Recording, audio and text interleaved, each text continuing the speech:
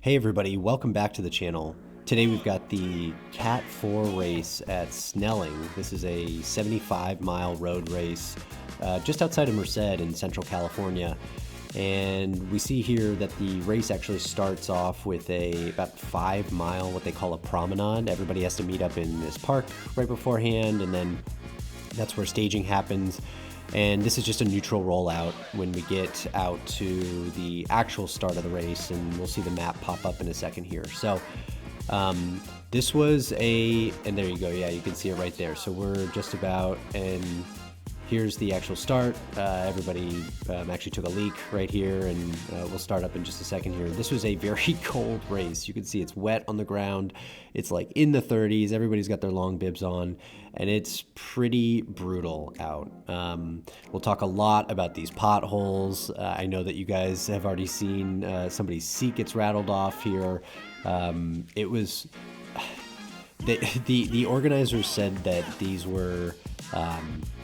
excellent to fair road conditions, and this section right here is what they call fair. So what we can see here is really rough roads, and because thank God it wasn't actively raining, but it was cold enough and it was kicking up a lot of spray on you. Because the water filled in all the potholes here, you couldn't actually tell if they were potholes or if they were a puddle. And here we go. I think we've got this. Somebody's water bottle sloshes out and boom, flies up and almost hits me. Right? This is like the first lap, right? And so these potholes, these sections, we have long flooded sections as well where you can't tell if there's any potholes below. And people were just flatting out, getting their tires totally and wheels totally damaged. Rattling bikes apart. Here's one of the flooded sections. And you just had to go through these flooded sections and just pray that there wasn't a giant pothole lurking underneath. Unfortunately, this was just that north-south section on the eastern side of the course here. You can see that little bottom right-hand corner in the map. But it was bad. And then we turned the corner, and fortunately...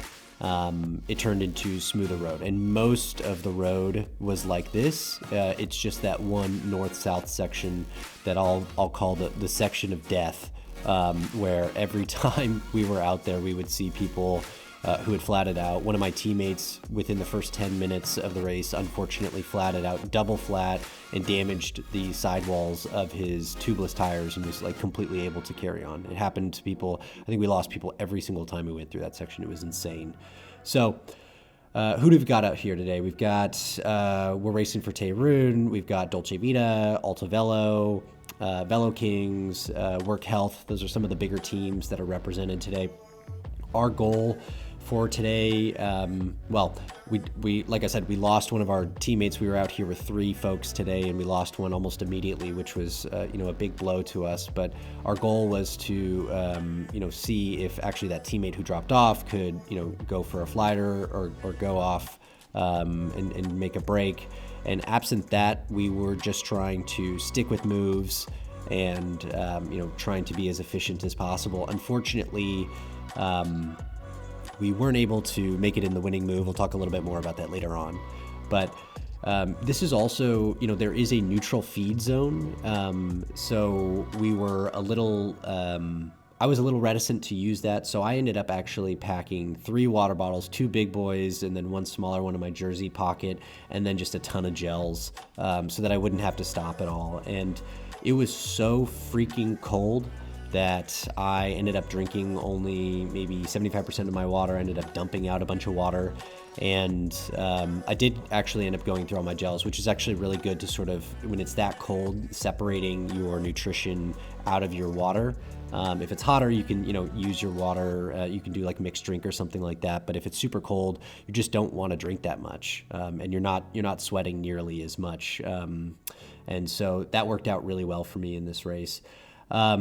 Like I said, the course, 75 miles, you do 3 of these laps that you can see in the bottom right-hand corner for the Cat 4 race. And yeah, it was, I would say, excellent to awful. And so here we have the moment that we've all been waiting for. This is the third lap, beginning of the third lap, and we're back in the section of death. And oh, what is that? Is that someone's seat sitting on the side of the road? And we've got our boy Scott from Work Health up here on a beautiful titanium bike. And it's just about dawning on me right now that this guy doesn't have his seat anymore.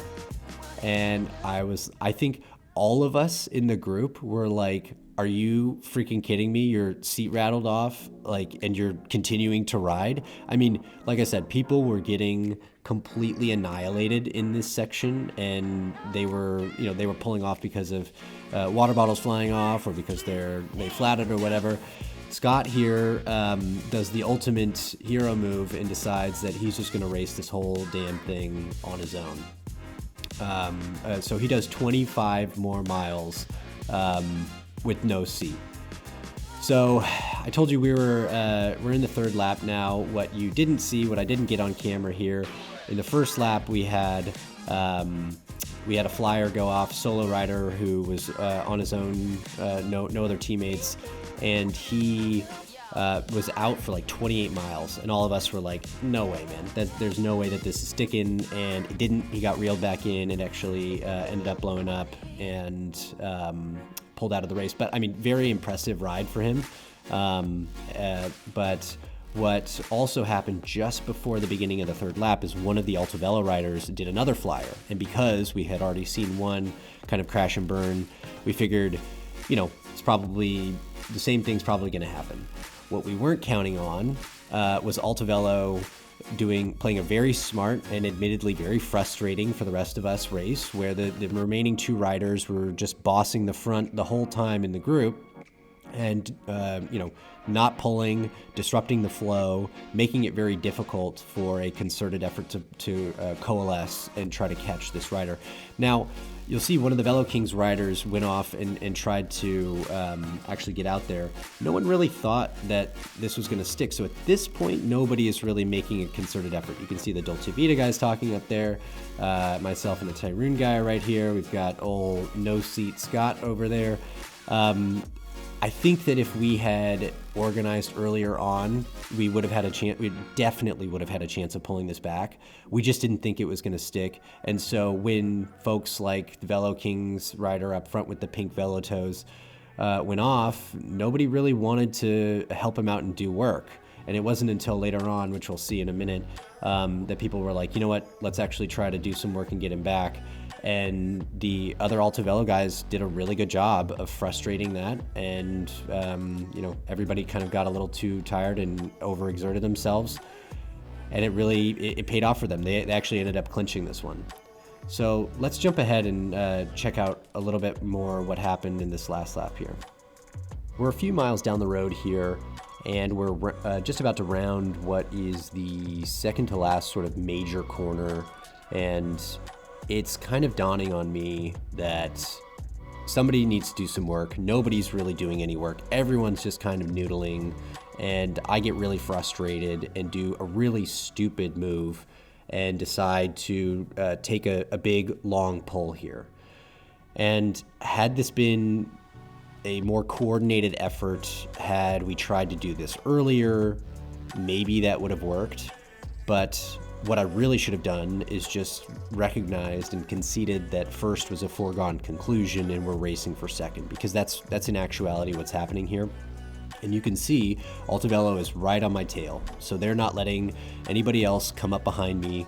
They're preventing people from coming in and doing effective rotations. And I remember thinking here, I think this is almost like a 10-minute pull. I'm not doing a ton of work, but I'm at least not noodling, and I'm trying to stretch out the group a little bit.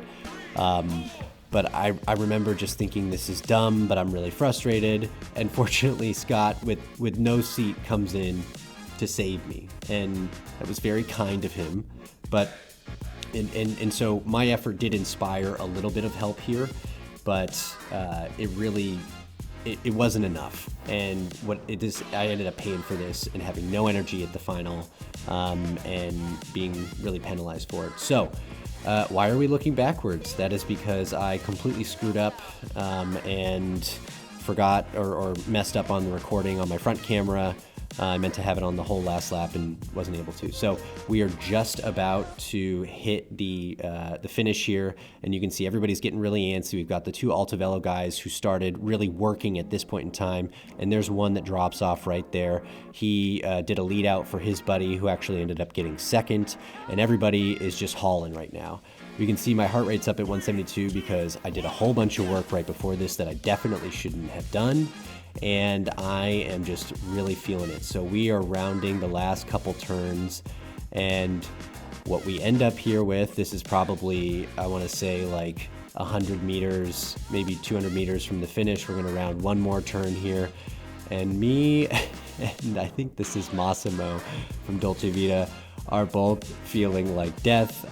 Just the look on his face, I don't mean to laugh at him. Like, I also felt like total crap at this point.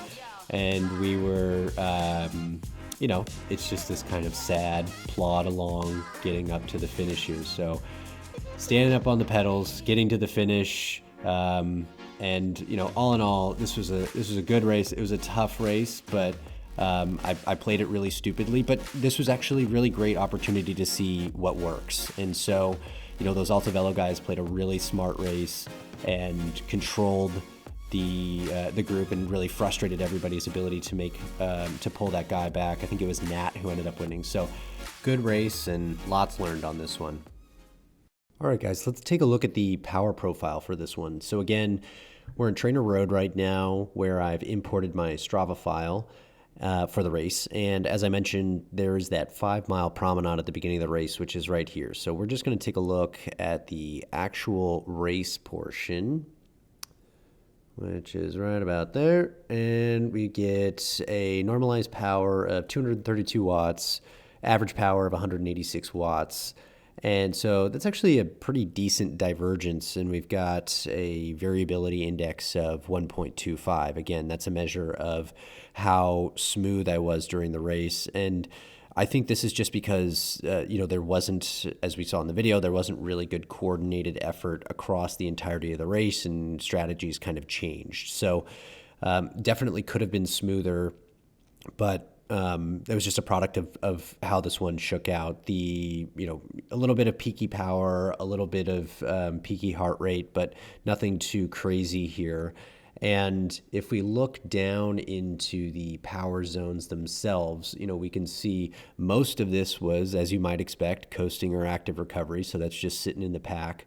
And then somewhat more in the endurance section. And really the only other notable thing here is in the anaerobic section, where we've got about 21 minutes. And so that's going to be all of those really big powerful exertions in order to try to chase things down, or getting out on the front. So again, nothing too out of the ordinary here, but just sort of the product of how this one shook out. Thanks so much, guys, for watching, and we'll catch you on the next one.